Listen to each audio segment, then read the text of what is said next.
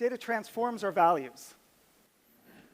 And among the values that it transforms is privacy. I saw this firsthand as a journalist covering Ebola last year. And honestly, I was disgusted by what I saw. But before I tell you that story, I want to start with something more basic about the changes going away, something simpler. It's an idea, and the idea is this. More.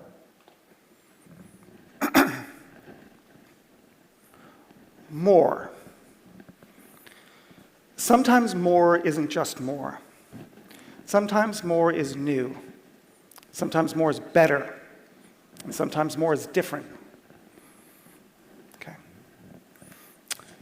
Take writing. Okay, writing was created about 8000 BC in Sumer, modern-day Iraq. People took words and they pressed it into clay tablets.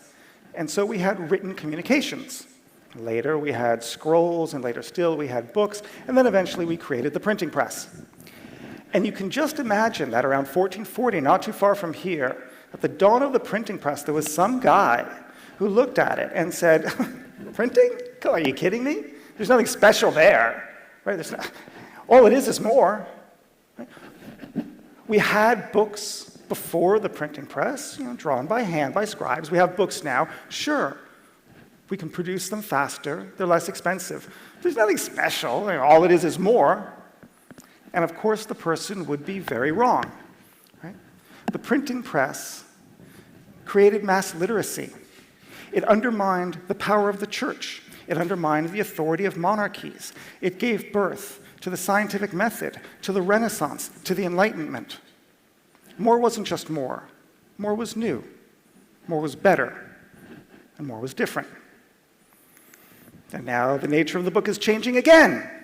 We take books and we put it into a digital setting. And there are people around who look at it and say, iPads? E-books? Come on. It's nothing new there. I mean, after all it is more of what we've already done in the past. They too would be very wrong.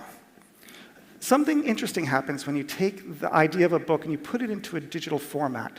Suddenly, you can have algorithms running through it to reading it through an artificial intelligence algorithm, and you can spot that a translation in one word, a word in one word, is a suitable translation for a word in another.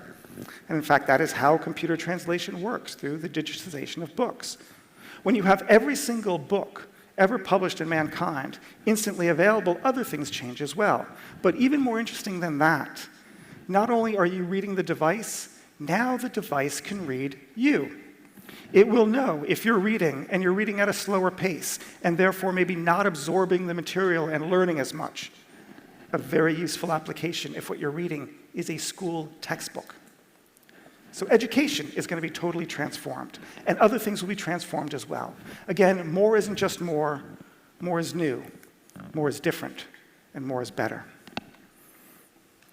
Now, the idea of more changes the way that we think and that we act, and it changes our institutions. And the reason why is that our values are actually founded on a lot of technological assumptions. And when the underlying state of technology itself changes, say, we go from an era of scarcity to one of abundance, then a lot of the rules that we have that we use to uphold those values either have to change as well, or they become completely obsolete. Okay. Think of the right to one's own image. When photography was created 150 years ago or so, it took a long time to record and film a person's image. It took several minutes and eventually several seconds. But what was clear is that the person whose image was being recorded knew about it. That was certain. And then later, as the technology evolved around the early 1900s, little small cameras proliferated everywhere. And suddenly there was a real fear that people were losing the right to their own image. Modern privacy law is based on the camera because of Kodak proliferating. I was feeling that many countries needed to regulate this. Among this, France. There's a right to one's own image to prohibit taking the photograph without the consent of the individual. Problem? Today, there are around 3 billion smartphones. in the world, all of which who have a camera with them, camera embedded into them. Okay? We cannot meaningfully protect the right to one's own image, even if we wanted to, even if it was still one of our values. And the reason why is that the underlying technology with which we have asserted that value itself had to change. So the rules have to change. Now, more is useful, but more has enemies too. There are people who feel that if certain types of data are a problem, then big data is a bigger problem. Let me tell you a story.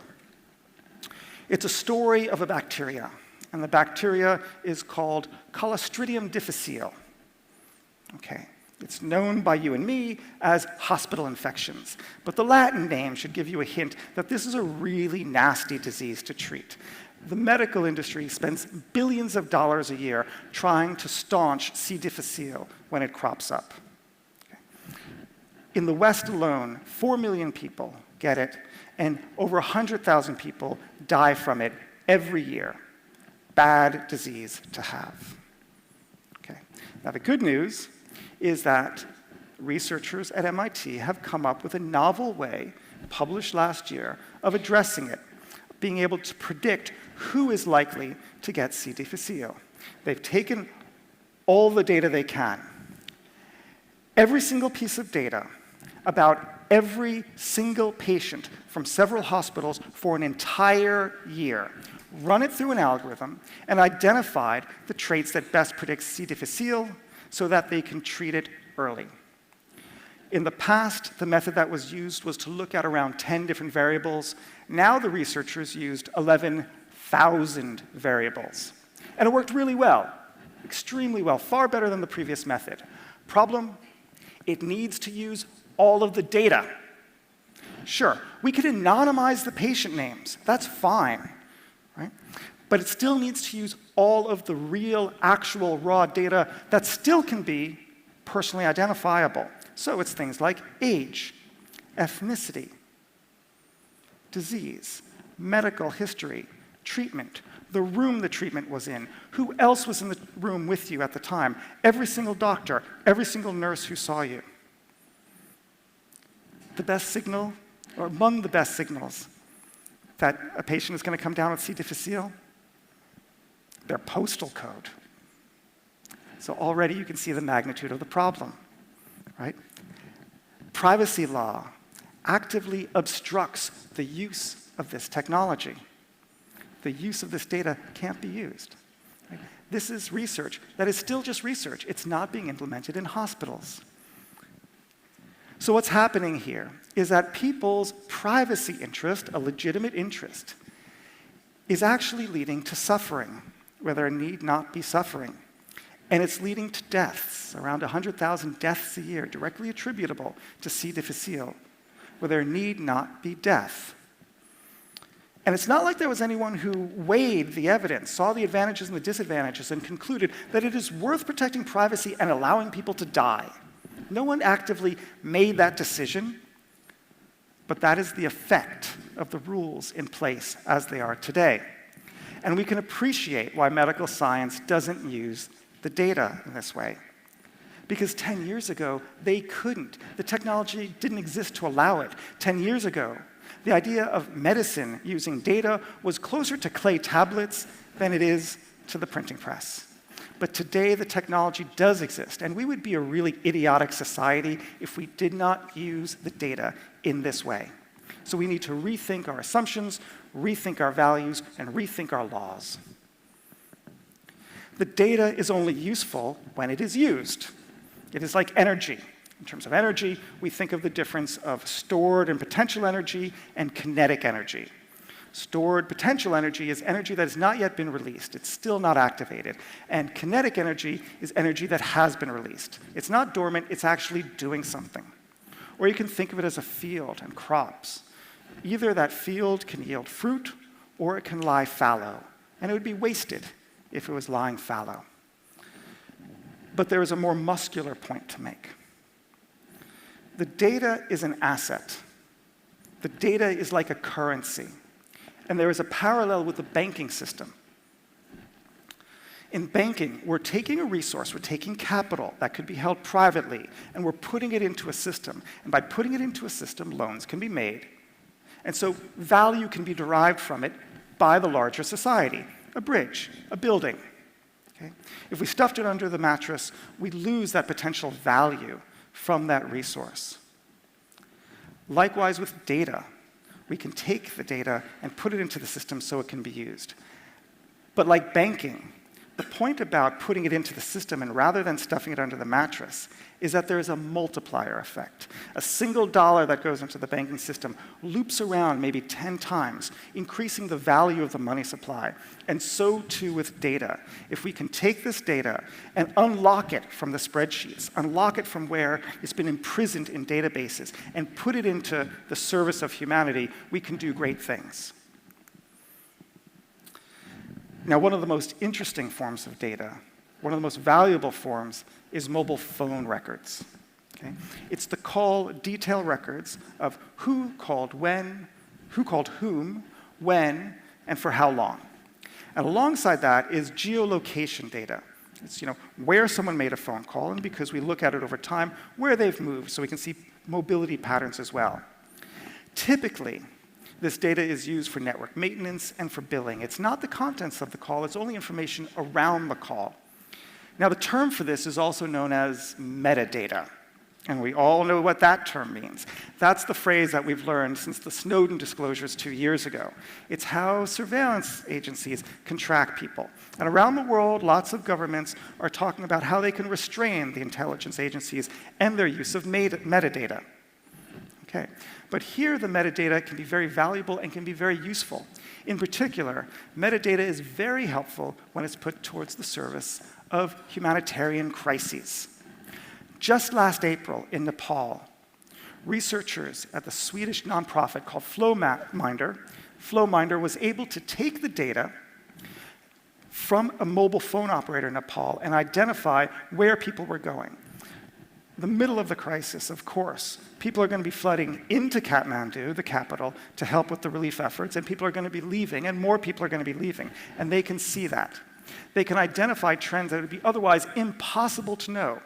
Just a few years ago, if you wanted to identify population movements at a nationwide scale, you would need people with counters and clipboards at bus depots and train stations, physically, literally counting individual people, running it as a sample because you could never get all the data, and then making extrapolations from it. Hard problem, didn't work. Wasn't going to happen in a crisis.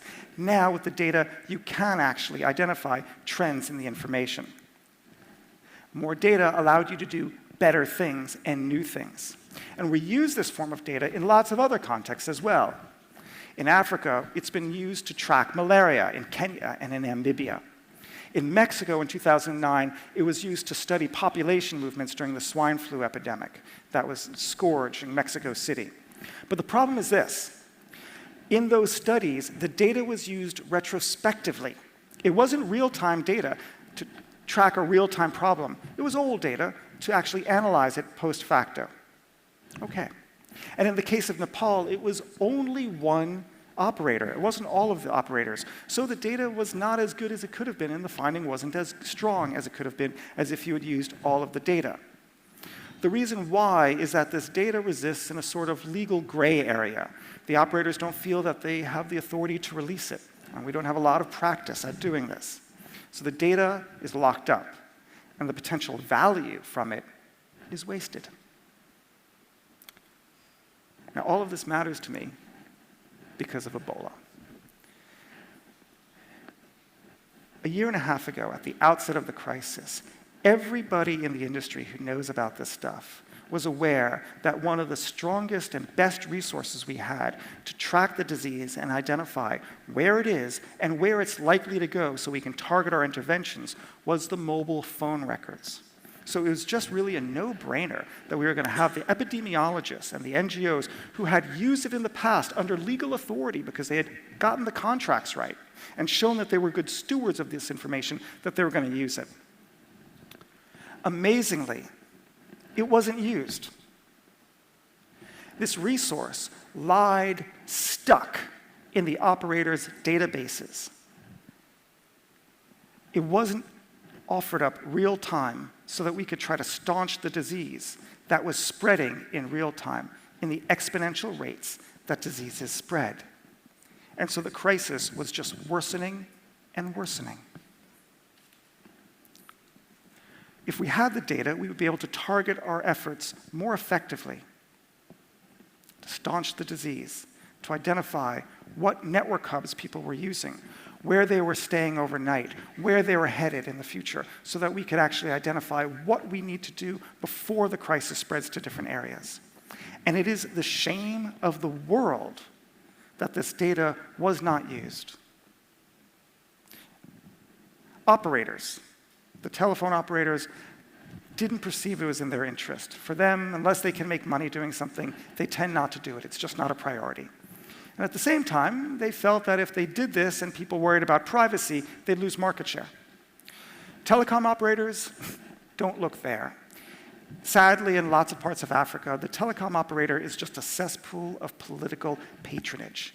They do not have the technical competence or really the policy-making competence to use data like this effectively and to order the telecom operators to release it to approved, certified epidemiologists who could use it. And in the case of the politicians, there was just a sad lack of leadership. Simple as that.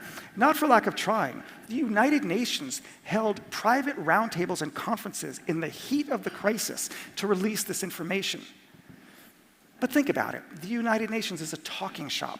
They can't really do anything. And as a result, epidemiologists at NGOs like Flowminder couldn't tap into the data to staunch the crisis at its worst.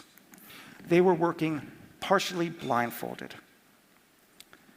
Many people died during Ebola, but we all should feel lucky and breathe a sigh of relief. Ebola was not the pandemic that we thought it would be. But again, we got lucky. So now when the crisis is over, in a period of calm, is the right moment to start thinking about having this dialogue so that we can release the data and get the protocols correct for the next crisis before it happens. Now, it's not to say there's not big privacy concerns. In fact, the privacy concerns are immense.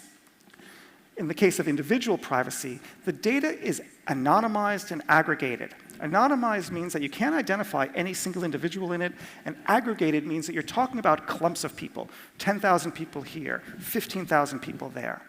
But that's a choice that we have to make, and it's not inherent in the technology to bring in those values. Then there's the issue of group privacy. In lots of places in Africa, you have countries that are fresh from tribal conflict. And the data that you're using is creating maps of where people, groups of people are going from one place to another.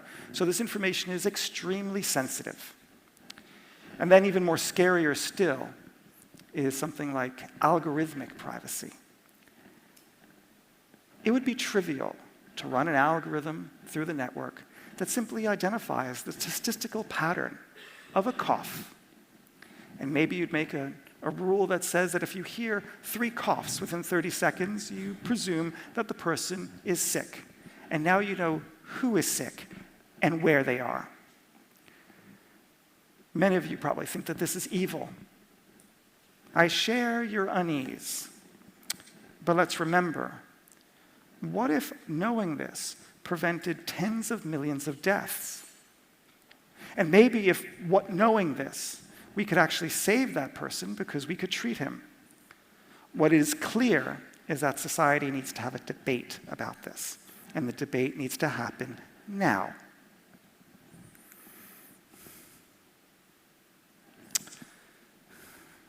More, and the idea of more, changes the way we understand the world and how we think and act in it. The data needs to be put to the service of humanity. We need to take the information of the world and improve the world. If not, if we let it go stale, if we don't use our data, it's similar to burning books. And we need to have a consciousness of using data at that order of magnitude.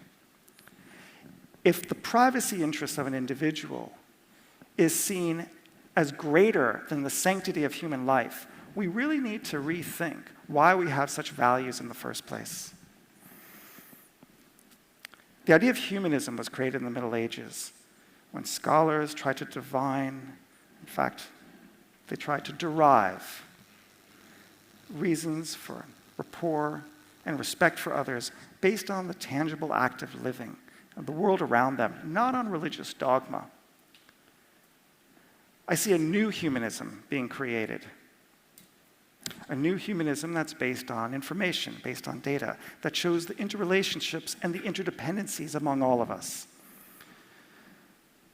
We need to think our values and rethink our values in an era of new and better and different. We need to re-examine our assumptions in an age of more. Thanks a lot.